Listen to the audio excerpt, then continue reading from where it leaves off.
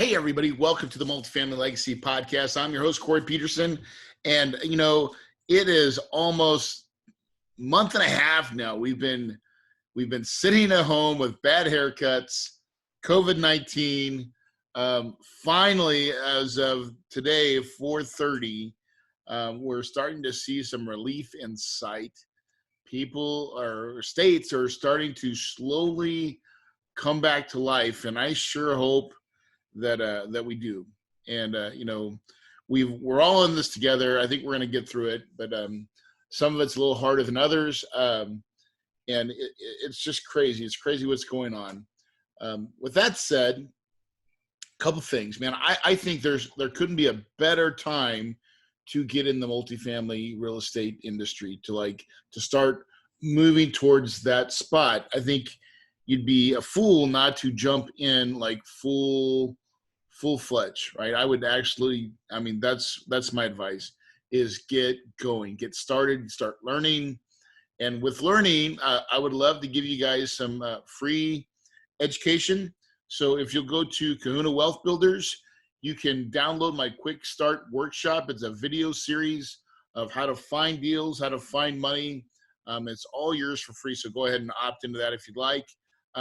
We also have a sell on our Kahuna Boardroom. Our Kahuna Boardroom is our 3-day live event, and it's really there's nothing for sale at that event. You can't buy anything.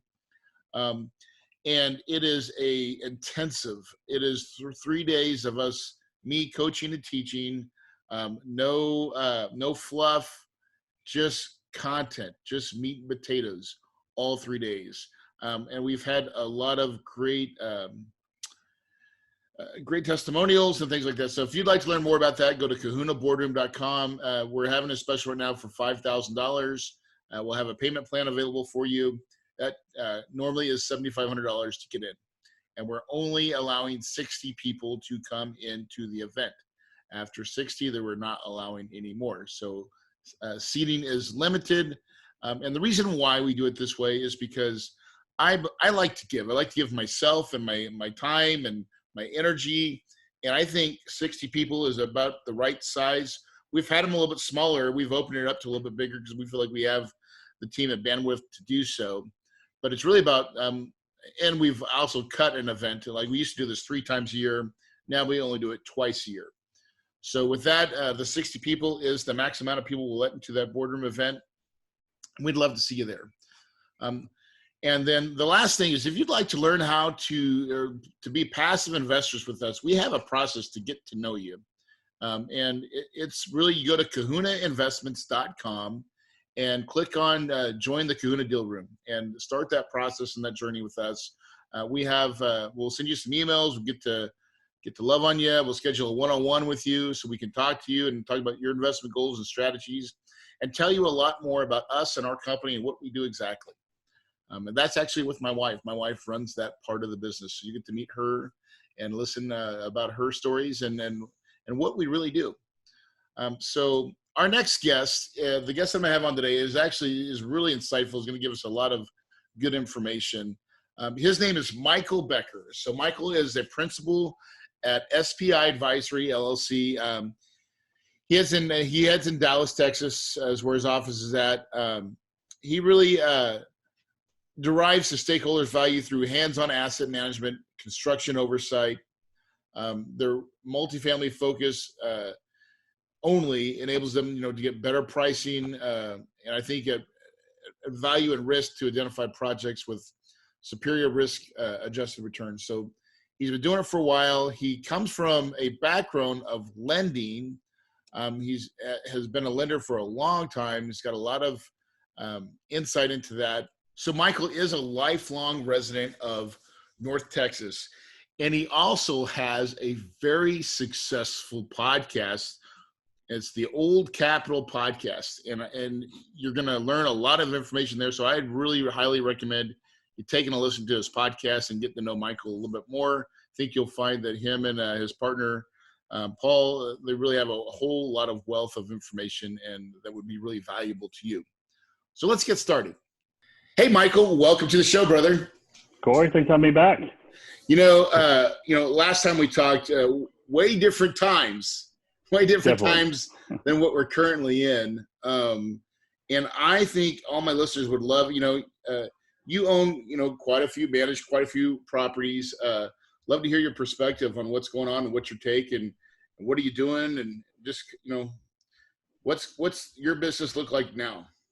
Yeah, we own currently about 6,000 units. So I'm based in Dallas, so we have a bunch of stuff up in North Texas and Central Texas as well. So Dallas, Fort Worth, and Austin. We own a handful of deals in a secondary market in East Texas. So Texas centric, and there's definitely been some interesting times. I mean, I guess if you would have polled me on what's going to cause or be the pin that pops the bubble of the economy, I wouldn't have picked a global pandemic that shut the entire economy down.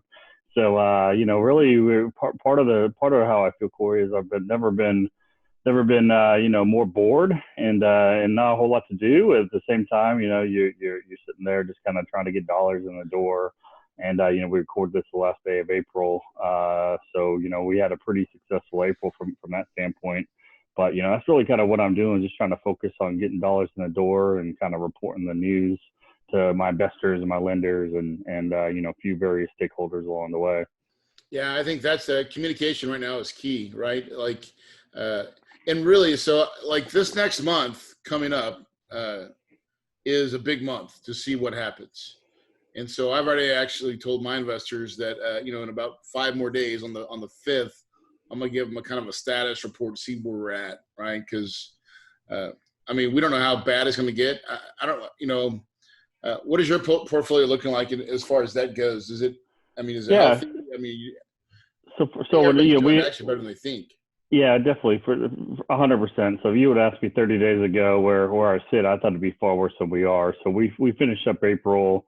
We have kind of today's results. We should be about 2.3 or 2.4% delinquent. So we collected almost 98% of the scheduled rent. So that's a normal month for us. That's about exactly where we're at too. Like a normal month for us about 0.5% delinquency. So it's up 4 times maybe or so normal, but all things considered, it's a huge win, a huge success for us. And I think as we go into May, we're about to find out here real quick how smart I'm going to be in my prediction, but I think we're going to deteriorate somewhere, say between 50 to 100% on collection. So meaning if most people kind of finish around 3 or 4%, if you finish at 3%, I think it'll be somewhere between 4.5% and 6%, at least in Texas.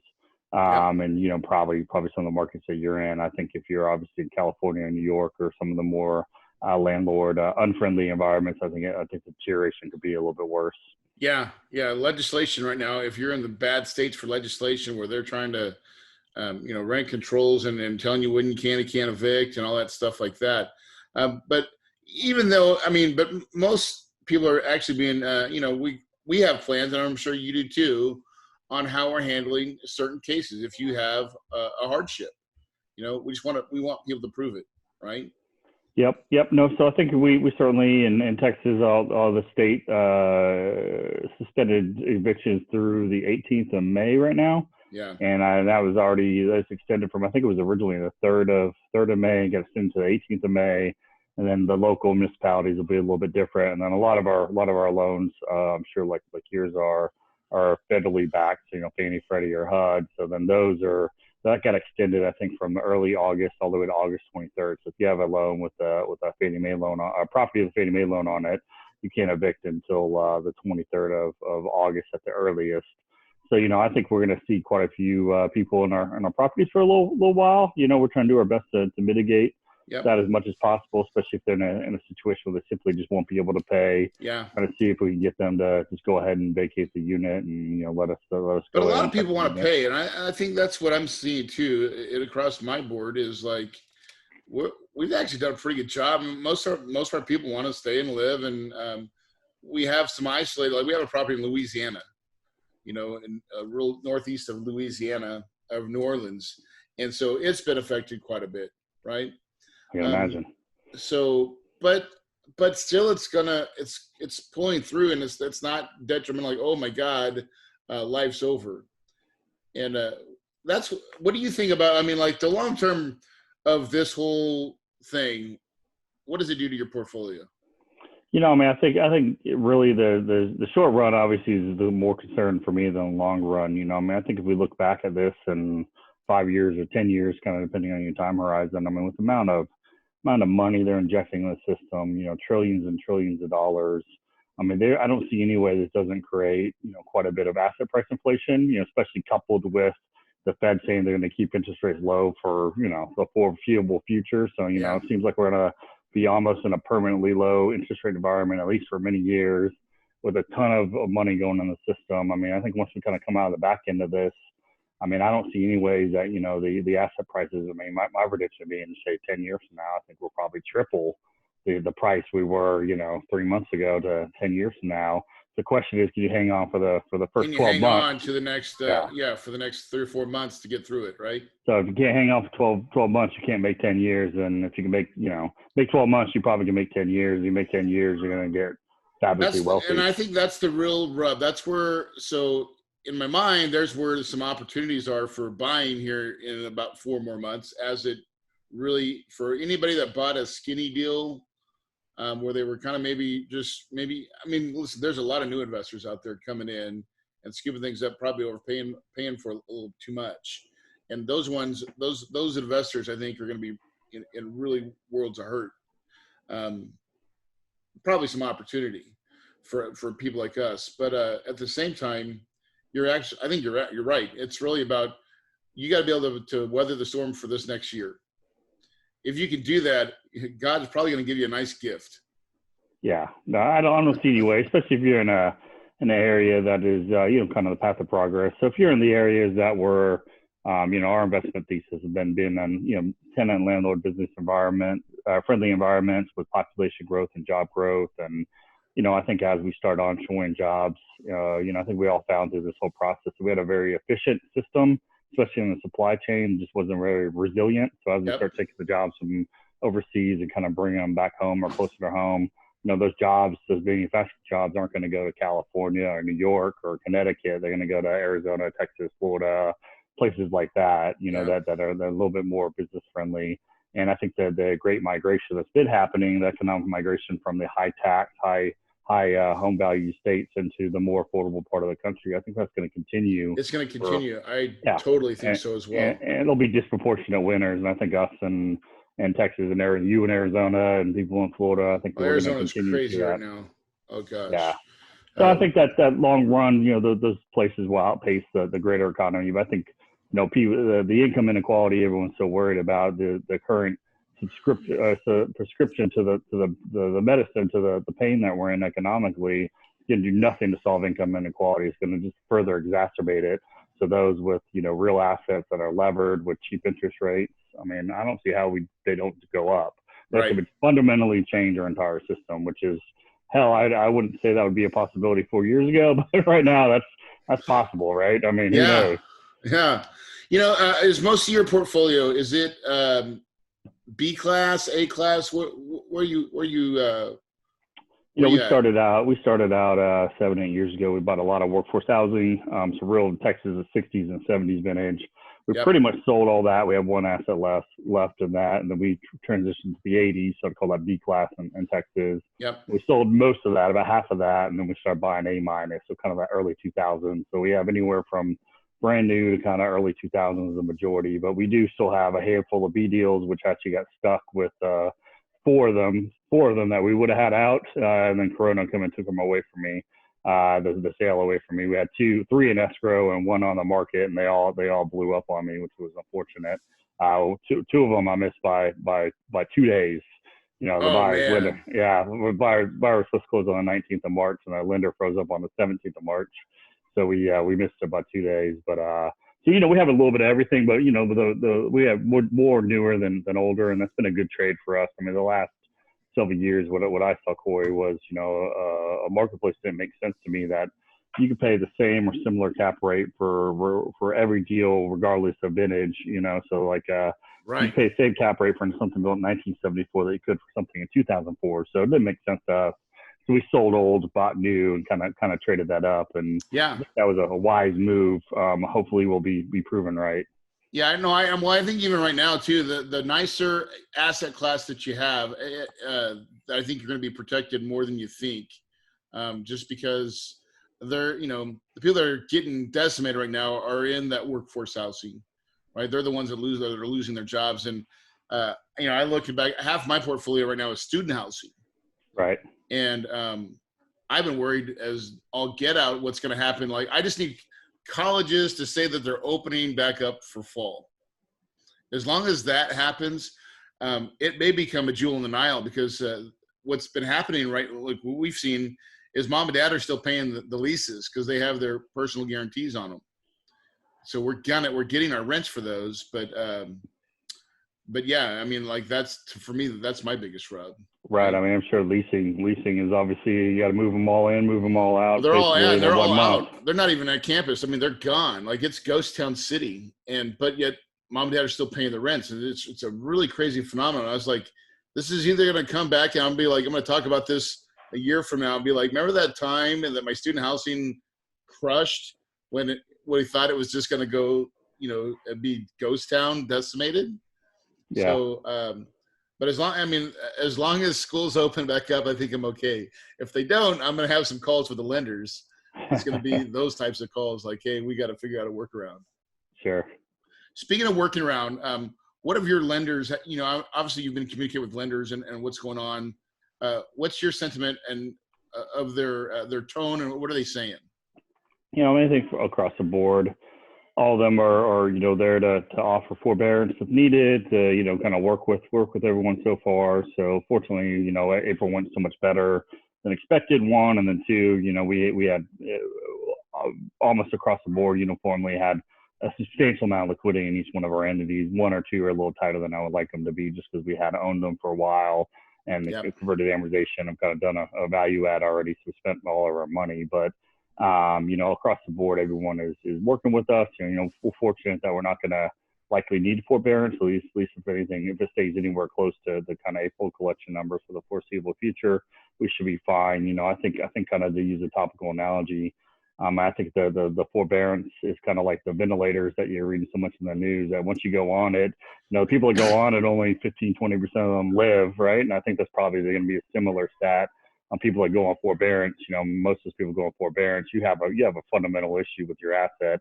You're likely not going to come out of that alive. So, I'm not saying 100% of them, but a pretty high percentage probably never will be able to get in a position to rehab their situation. Once you're going in that path, it's really hard to stop the bleeding, right?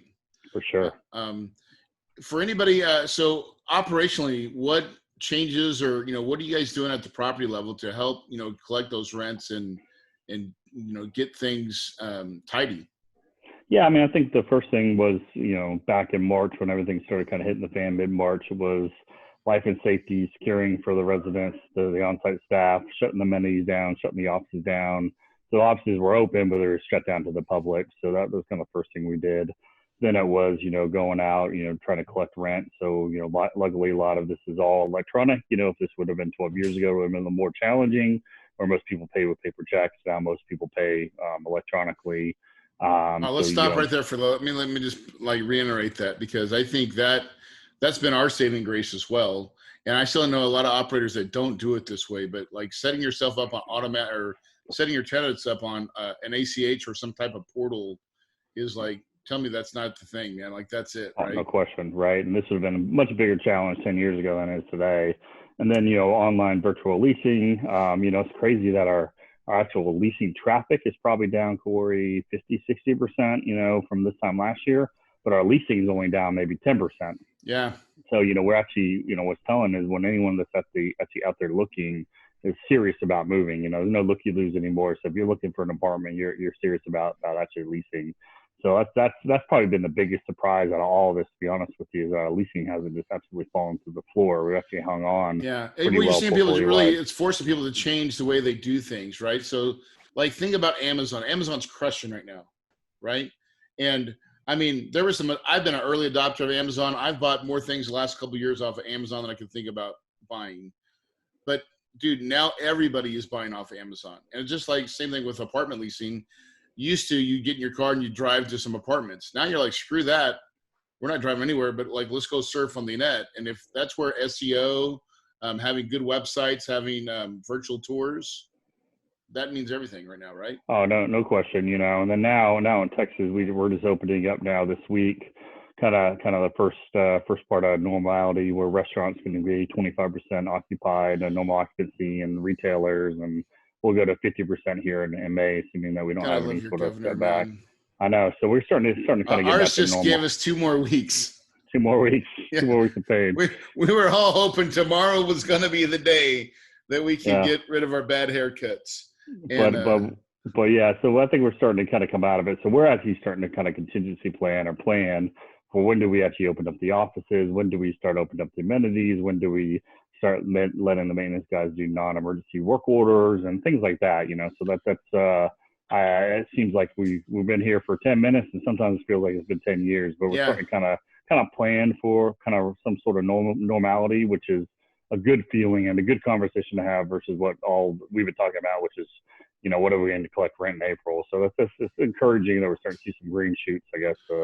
Bring back community, bring back your properties, and bring them back to life, right? And make sure that we are doing a great job doing that. It's one of the funny things. So I was talking with my property manager. We're just talking about the life safety piece of what we're doing, and so we had one of our managers. He decided to open up the pool, right? Okay. And so we're like, hold on, man. Like, you just can't open up the pool. He went rogue for a minute. He thought he was really trying to get, the property ready. But the liability side of that, opening up the pool, what if someone comes, sits on a chair? We don't have a process to wipe and clean that chair. And, like someone dies because of COVID. Yeah. And what's reliable? Your property. Yeah. So I think hopefully with the next, I'm sure we're going to see more stimulus. It seems like they're working on the round 4 of this.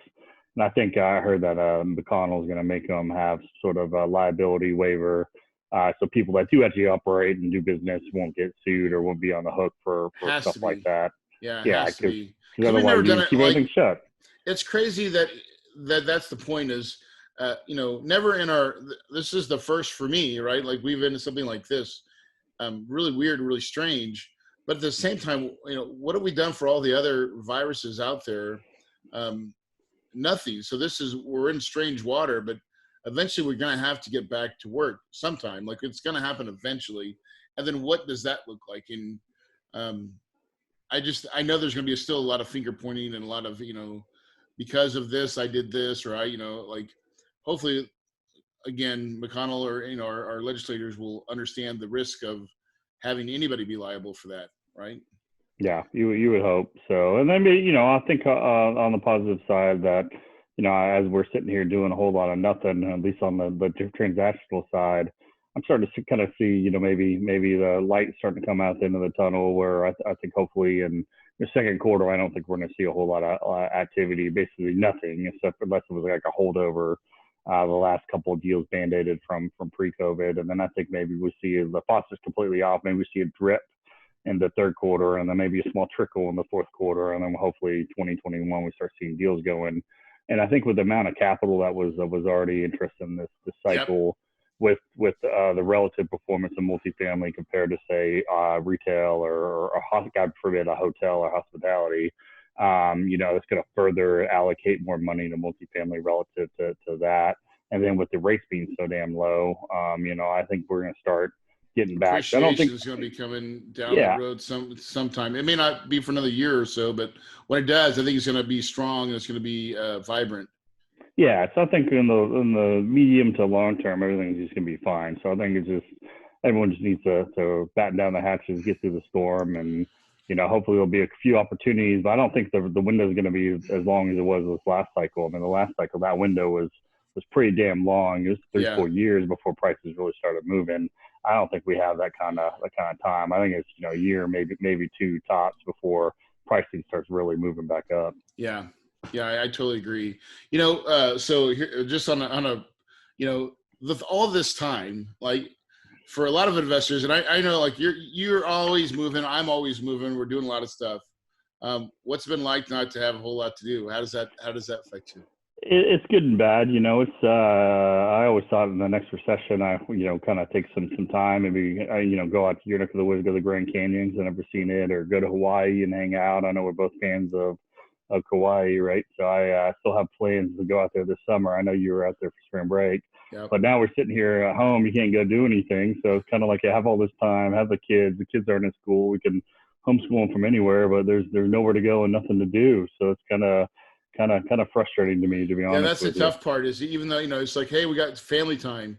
But after about day 5, right, the kids are done. It's not that Yeah, you're done, they're done.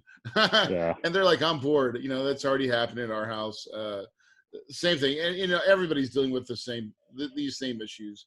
Um, Luckily, I feel like I live in a great state. I've been jumping in my Jeep and just kind of rock crawling all over wherever there's dirt in the path. I think that's what we've been doing. yeah. Um, So looking forward to getting to Hawaii. Hopefully the beaches will open up. We're scheduled to go kind of late June over the 4th of July, and hopefully the beaches will be open because I certainly want to go there. If well, not, trust we'll me, go to Hawaii, Florida when we were beaches. there and COVID was starting, no one cared. Like Yeah, it was like, yo, bro, yeah, we're on the island. It's cool. yeah. Right? I mean, nothing was. There was no lines. Toilet paper was plentiful. It was actually amazing. So I think you'll find that's the same. And prices to get there have like plummeted. So if you've Oh not yeah. bought your plane tickets, you're going to be happy. Unfortunately, I did, but we'll have to rework all that anyways because schedules are all screwed up. Yeah. Well, listen. Any advice for people that are just getting into the business and looking, how do they take advantage of this opportunity? What can you give them as a recommendation?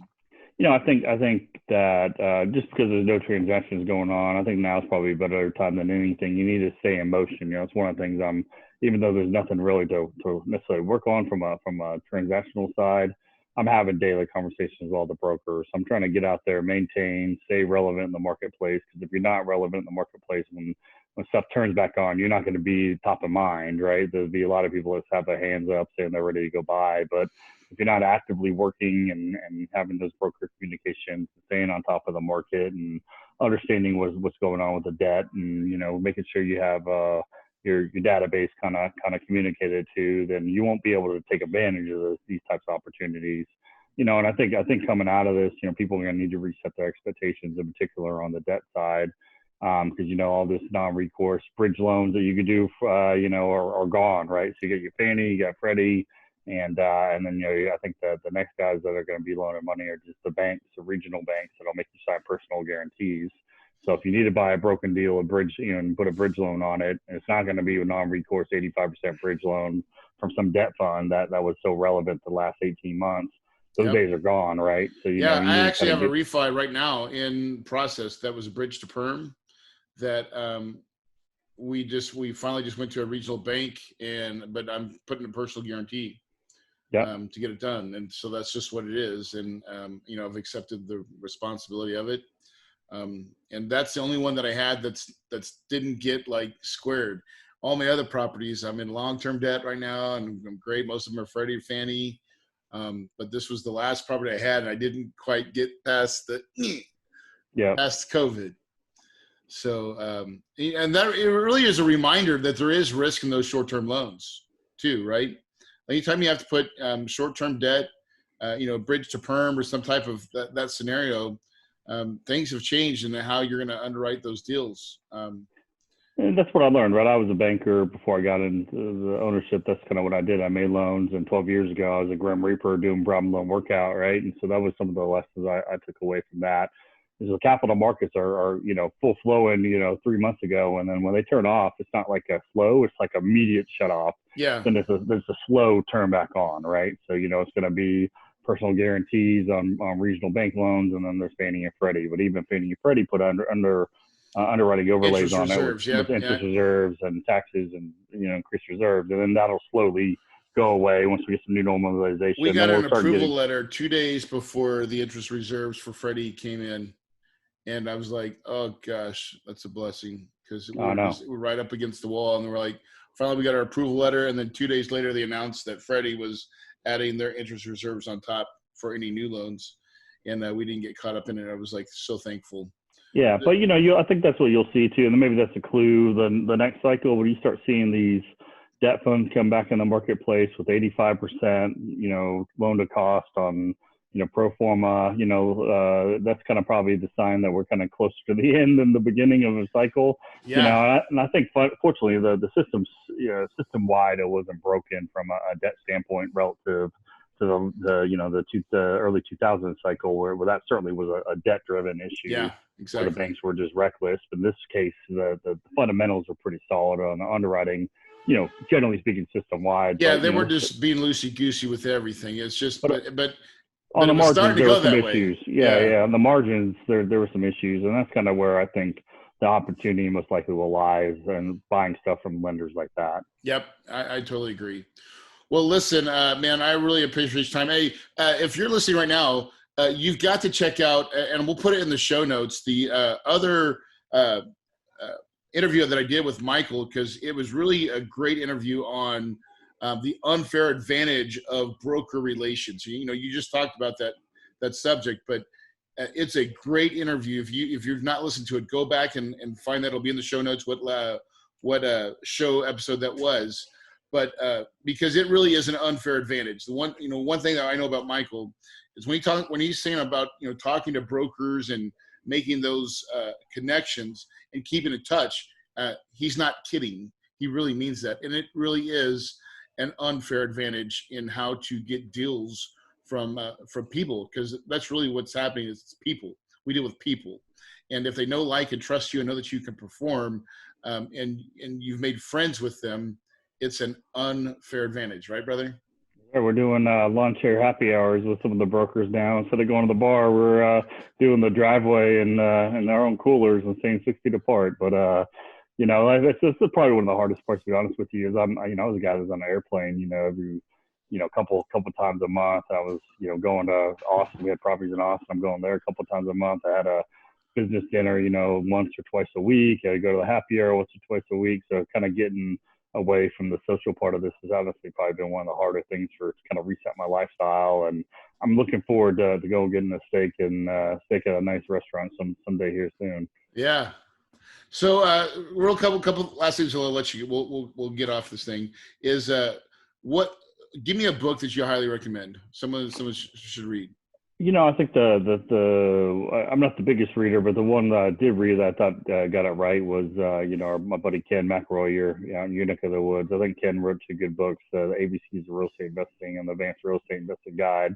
So we have probably 95% synergy in what Ken does, the way I run my business. So I think he was very eloquent in the way he broke down a pretty sound business model, and certainly the Advanced Real Estate Investor Guide. So I'd recommend those books. Yeah, huge. Those are great reads too, by the way. And any last words of wisdom from Mr. Michael Becker to the people that are listening?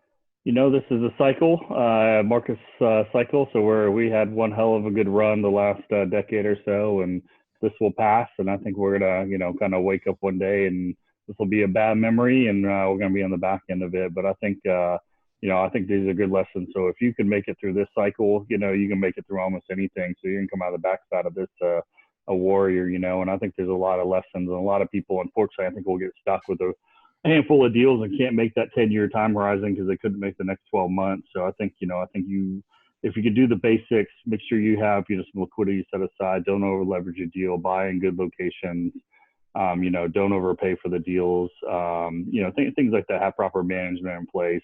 I think if you do all those things and you can make it through this, you can make it through almost any cycle. So, I think that's it. And then if you haven't started, I would certainly encourage you to get, base level education and, be ready to start taking some action, because I don't think we're going to have, 4 or 5 years like we did last time where before prices really started going. I think you got a year, maybe 2 before prices kind of snap back in a major way, just because of all the amount of capital injected into the system. It's got to find a way it's to going somewhere. To go somewhere, and it's artificially going to keep everything posted up. So, and that's right. And everybody's, government's right now just writing checks, dude. We're printing paper so fast. That's so right. It's going to make inflation happen, and then low rates coupled with that. So, well, listen, man, thank you for coming on, guys. I truly believe all these concepts, these strategies, everything that Michael talked about of trying to be a good operator, understanding that the markets have cycles. It's just part of investing 101. But to get into the game, you've got to start making a choice. You got to make a choice that real estate's for you. You take all that you've learned, then you got to actually put it in practice. That's the hard part, is to take action, but it's the most rewarding thing you'll ever do. The biggest thing that you have is what's in between your two ears. It's a supercomputer. Your brain is a supercomputer that you have to engage and put it in gear. Because if you believe it, you can achieve it, and your paradise is possible.